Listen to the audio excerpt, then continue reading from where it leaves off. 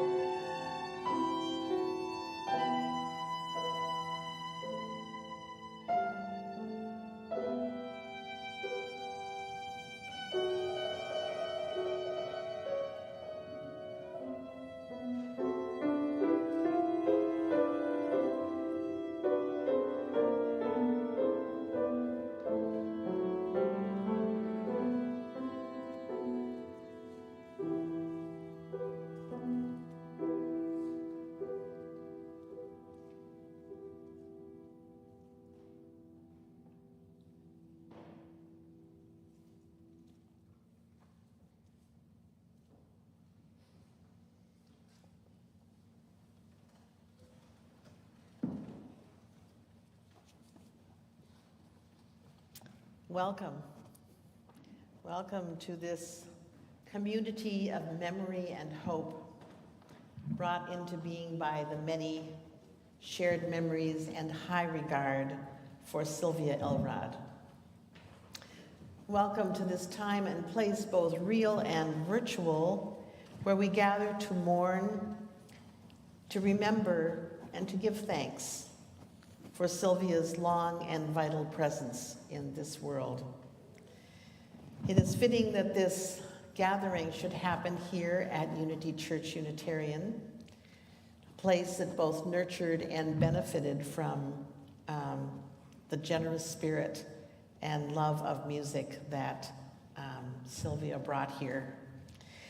Today we gather the stories that will weave a tapestry of living memory that will remain for as long as we remember. We are mindful that there are many faith traditions that inform our individual journeys as we come together here today, and we hold in gratitude the foundations of love and service that are at the foundation of those traditions. And in keeping with the tradition of Unity Church-Unitarian, we light this chalice with these words from Jan Richardson. For those who walked with us, this is a prayer. For those who have gone ahead of us, this is a blessing. For those who touched and tended us while they lived, this is a thanksgiving. For those who journey still with us in the shadows of awareness, in the crevices of memory, in the landscape of our dreams, this is a benediction. Please rise now in body and spirit and join in the first hymn, which is number 128, For All That Is Our Life.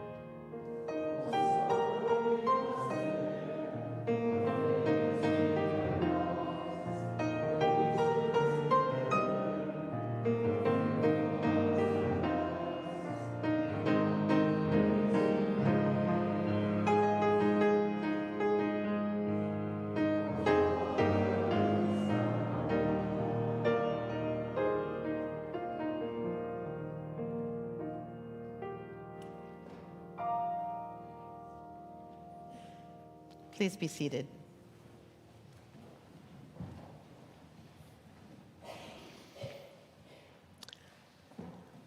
Well, because of my short tenure here at Unity Church, I have come to know Sylvia Elrod through the stories of her life shared in the months since her death this past December. What an amazing life. The outpouring of appreciation and love that has come bespeaks of great goodness and generosity of spirit extended over 8 decades. Her death was sudden and not completely untimely. It was too soon of course, for those who loved her most. But the grief that we share today is the very best kind of grief. Sylvia died at a venerable age, and because the life of her body had run its course. She had, by all accounts, a long and satisfying life. The lives she touched were so enriched by her presence. She had loved long and generously and was loved in return. And it is love, we know, that is the greatest source of grief. The central reminder offered in the often unwelcomed wisdom that everything we love, we will lose. Sylvia's life was by all measures invited the love of family and friends, and certainly the love of strangers who became her treasured companions, whose lives she changed in the course of her work at Common Bond and in her many travels. Today and ever after, there will be grief. Grief uncomplicated by drama or violence or decades of painful decline. Sylvia died at the end of a long life, leaving memories of love and fulfilled intention, satisfying friendships, a loving family, and a legacy of service. So alongside the sadness of loss, we can hold gratitude for gifts received and the life we carry forward. Let us pray.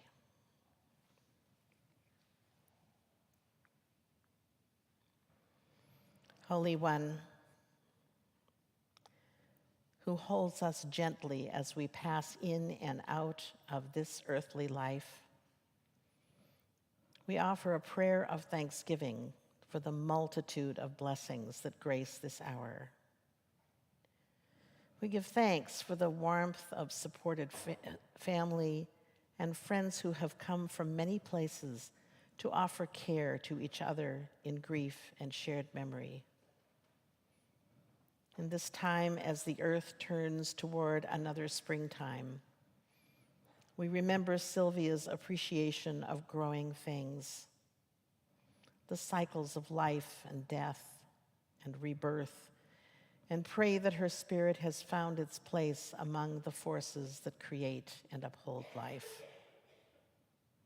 May all who have known her continue to carry the legacy of her curiosity, her generous spirit, and her wisdom.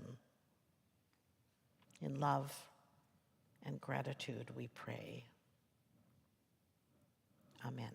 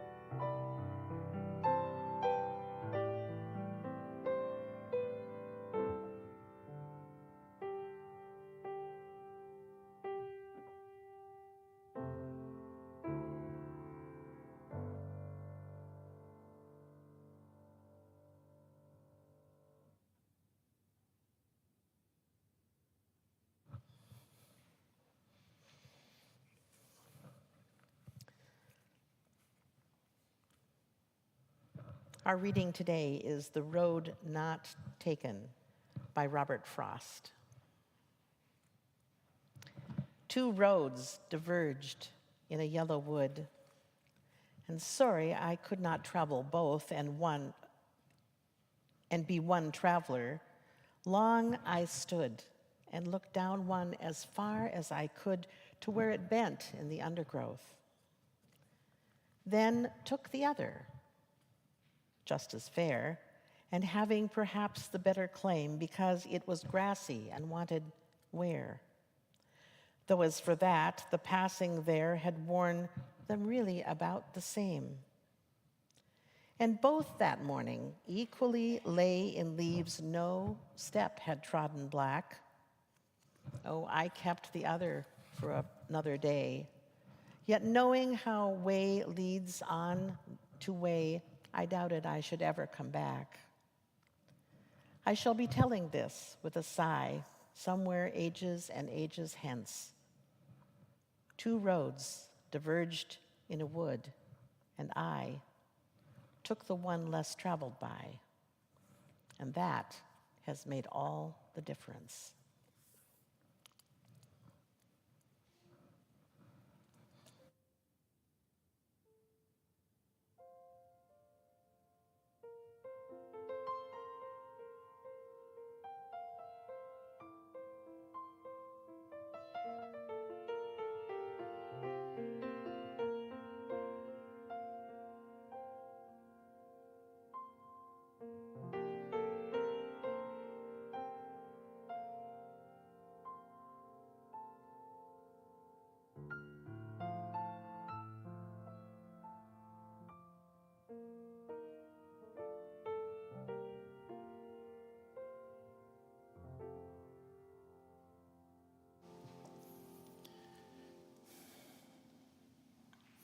Hello, Guten Tag, Buenas tardes to you all.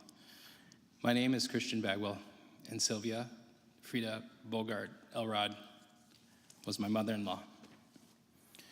I thought it was only fitting that I would greet you in the way Mom would have greeted you, in your native language, provided she knew it. Many of you who called her at home may have come across a need for patience when trying to leave her a message. This was since Mom was so adamant about leaving her greeting not only in English, but also German and Spanish. She had a knack for effortlessly transitioning between English, German, and Spanish without missing a syllable or an inflection in her tone. Today we gather to honor and celebrate Mom's life. She was an amazing woman of strength, determination, and love. Born in White Plains, New York, and grew up and raised in Greenwich, Connecticut, the daughter of Carl and Frida Bogart, who immigrated from Germany just after the Great Depression. She had a thirst for knowledge that cultivated a learning that propelled her through life. Her parents instilled in her a strong work ethic and a love for nature, food, and of course, languages. She excelled at everything she put her mind to, from her involvement in various clubs and committees to her academic achievements. Mom graduated from Greenwich High School in 1956, where she was a member of the National Honor Society, a class secretary, German club, Spanish club, girls choir, German newspaper, drama club, knitting club, and girls athletic association. That's right. As you can see, she started at a young age by keeping herself involved and active. She went on to attend Middlebury College, where she continued her passion for language and graduated with a bachelor's degree in German. During her time at Middlebury, she was able to travel to Spain, where she learned to play flamenco music on the guitar. Mom also pursued her master's degree in Latin American Studies from the University of Wisconsin-Madison. Despite the challenges she faced growing up as a German American, she was a woman of boundless curiosity and with a passion for exploration and a determination that to always take the road less traveled. She shared this spirit with her daughter, my wife, Jennifer, in so many ways, taking her on journeys that would expand her understanding of the world and its many wonders. They crossed oceans and continents, exploring new cultures and immersing themselves in the richness of each new place they ventured. They visited family in Germany. They biked across Costa Rica and attended a yoga retreat in Mexico.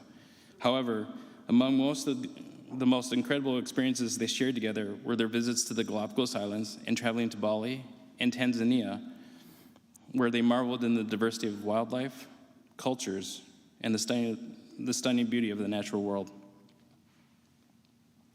Mom had a love for animals that started with her first dog, Fifi, and continued with her dog, Sandy, whom she rescued from Guatemala.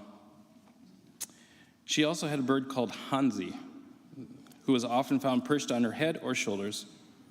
But who can forget about her cat, Midnight, as well as her dogs, Tiger, Cindy, and faithful George, who's with her, her last dog that was with her until her final moments with us. Sylvia had two great loves in her life. The first was Jennifer's father, Dwayne, whom she met through mutual friends while he was still serving in the United States Navy. Soon after Dad's discharge from the military in 1966, they got married at the Unitarian Church in Madison, Wisconsin. Shortly thereafter, they joined the Peace Corps and served together in Guatemala.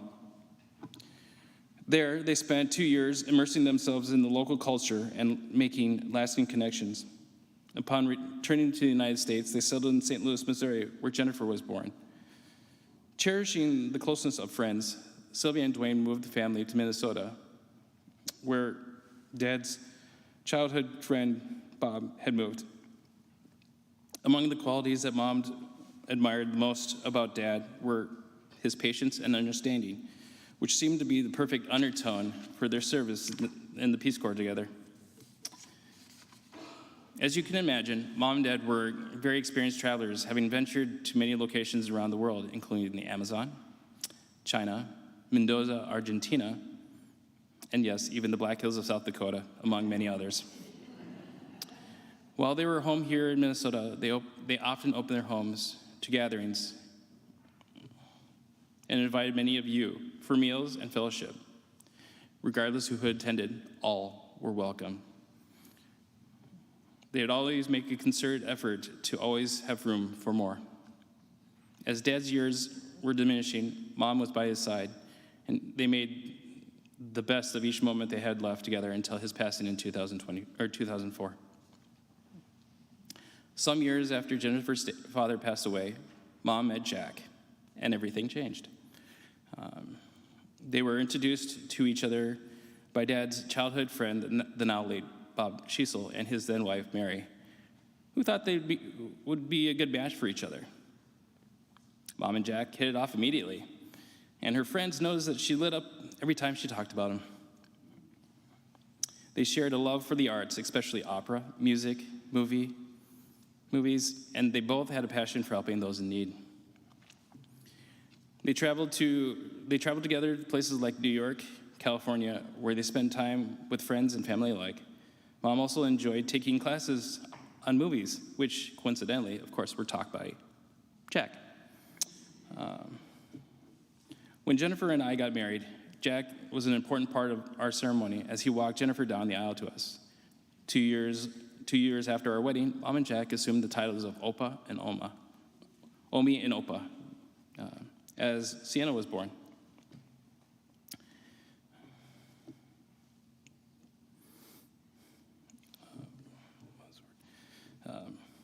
They adored her and loved spending countless times with her.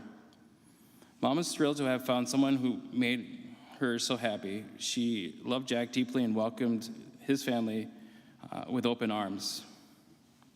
We are blessed to have Larry, Christine, Isabel, and Seth with us here and online today. Mom often talked about Jack with a giddy excitement, and she was always eager to share their stories about their adventures together. Unfortunately, Jack passed away in January of 2022, and Mom was devastated by his loss. They'd been together for many years, and he had become such an important part of our family. Mom missed him deeply and often talked about how much she wished he was still with us today. Despite her sadness, she was grateful for the time that they had together and cherished the memories they made. Sylvia connected with my mother, Joan, as well. And they enjoyed the times they were able to sit and chat about family and watching their granddaughter take on the world, whether in the swimming pool, on the dancing floor, tumbling across the gymnastics floor, or excelling at her studies in school. The whole family was able to enjoy Christmas together last year at my brother's and his family's home. Thank you to my family for joining us today. We are also honored to have so many of our relatives from Germany join us via the live stream as well. Sylvia also had a deep respect for other cultures and an eagerness to connect with people from all walks of life. It is this passion that I believe that drew her into the Peace Corps and becoming a licensed social worker and working with Common Bond communities, where she spent 27 years helping those in need. Beyond her involvement in social work and traveling the world, she was able to connect with so many of you in many unique and meaningful ways. This included this is another list, sorry. Her involvement in yoga, gardening, the German Club with the German American Institute, the YMCA, Mano a Mano, Peace Corps and college reunions, and of course, the Church-Unitarian and its choir. Her friendship with each one of you meant the world to her. The family has been attending Unity since the late 70s, and Mom ushered in a greater part at the church, becoming a member in 2000. This also brought with it her involvement with the Unity Choir. Music and singing have been something that Mom has been drawn to ever since, being a part of her school choir. May it be well known that she felt home here, singing with you all as an alto. Though Mom left us too soon, she was still planning for her next adventures in the coming years, with plans to joining Mano a Mano on a trip this last March, and potentially accompanying Jennifer, Sienna, and I during a trip to Germany in the future. Mom, we will pick up where you left off, continuing to guide Sienna in the German and Spanish languages, and expanding her love for music through playing your piano. Her love for travel will grow as we help immerse her in the diversity of wildlife, cultures, and the stunning beauty of our natural world. We know that there will be one less Christmas letter coming this year, but I hope that this walk through a life well lived will give each one of you a sense of adventure to take the road less traveled as Mom did. In closing, we want to say thank you, Mom, for showing us the world through your eyes and sharing so many amazing adventures with Jennifer. We love you, and you are missed more than words in any language can express.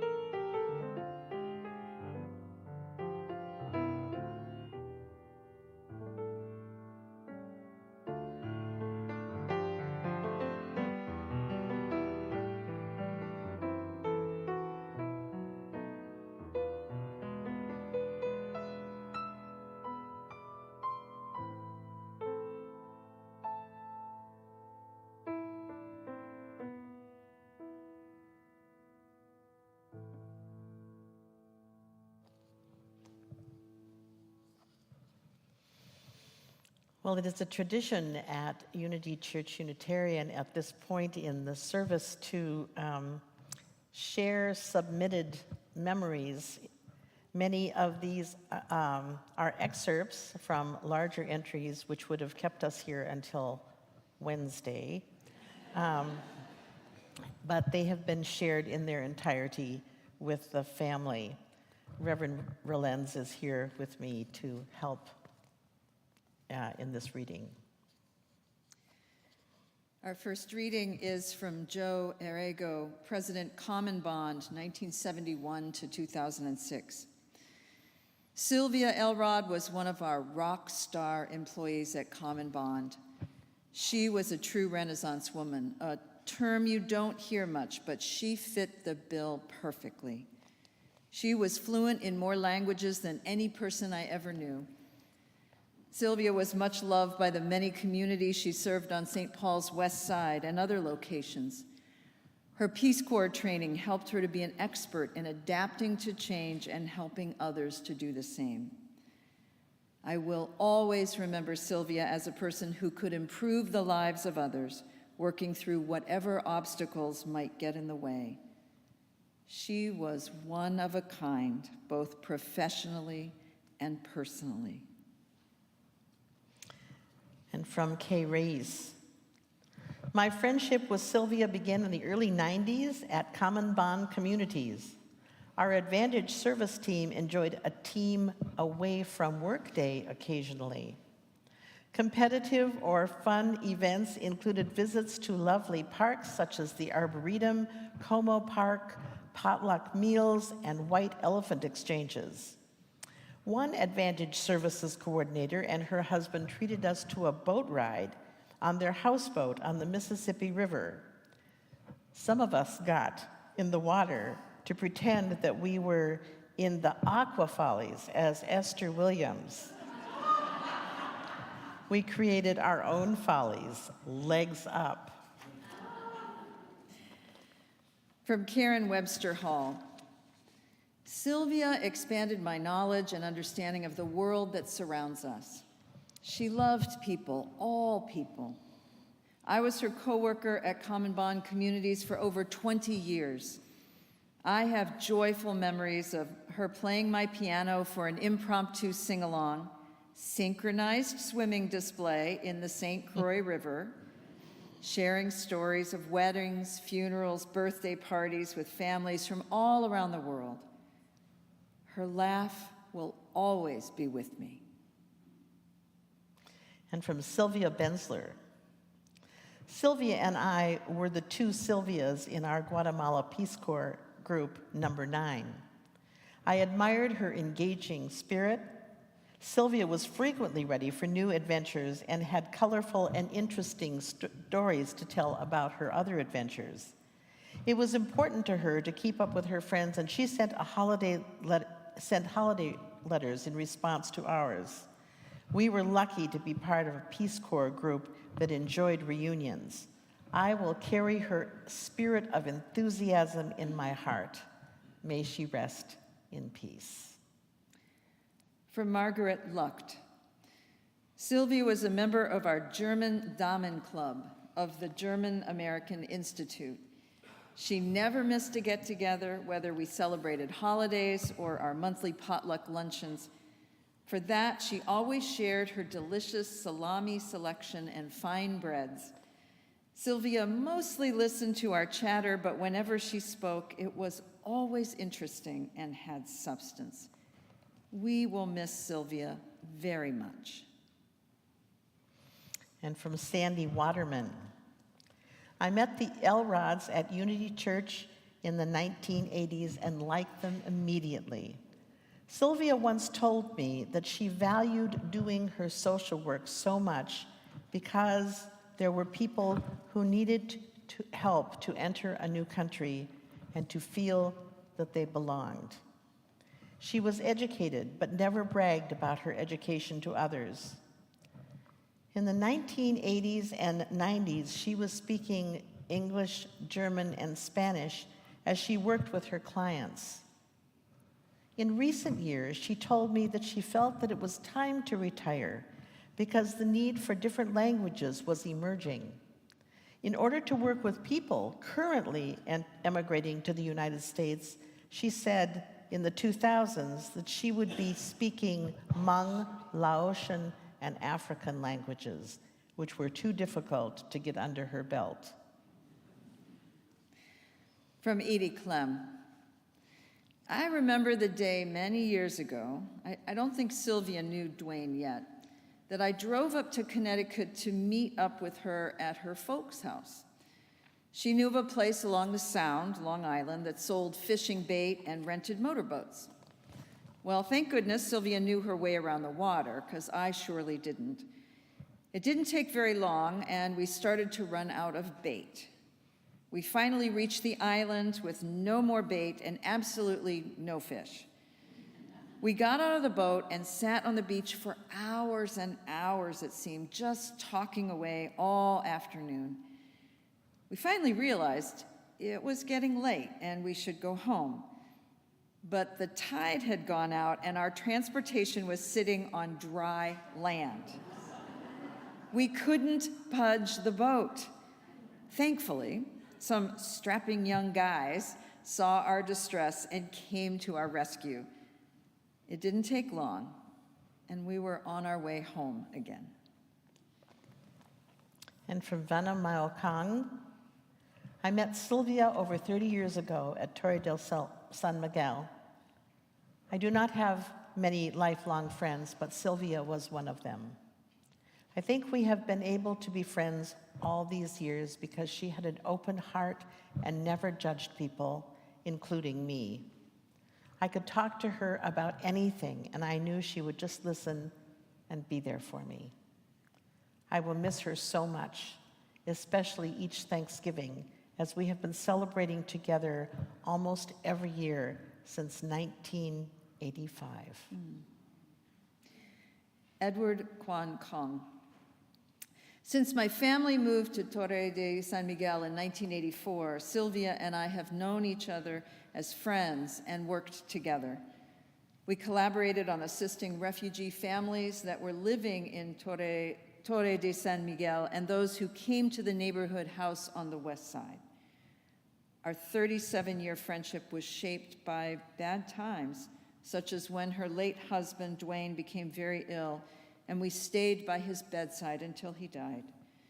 But our friendship was also shaped by many good times, such as celebrating Thanksgiving dinners almost every year with each other's families at Sylvia's home in Crystal, graduations, weddings, and birthdays.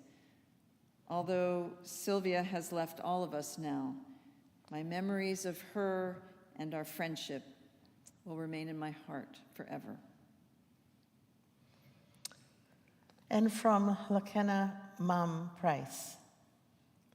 I met Sylvia over 30 years ago when I was a child. She invited our family to our first Thanksgiving at their house with her husband, Dwayne, her daughter, Jennifer, their dog, Tiger, and their cat, Midnight. She also introduced us to this wonderful American holiday that has become one of our favorite holidays because it embodies family, friendship, love, gratitude, and yummy food. Sylvia was kind, adventurous, funny, and had such a good heart. I will always be thankful for having her in my life. Thank you to all of you who contributed and all of you who remember.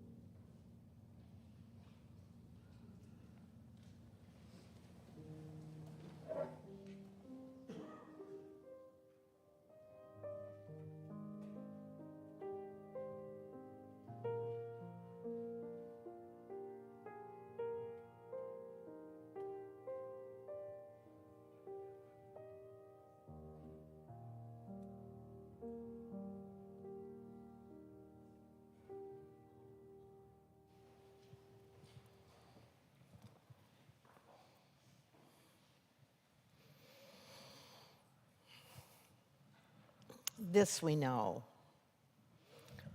All life is a gift. Sylvia Elrod's life was a gift.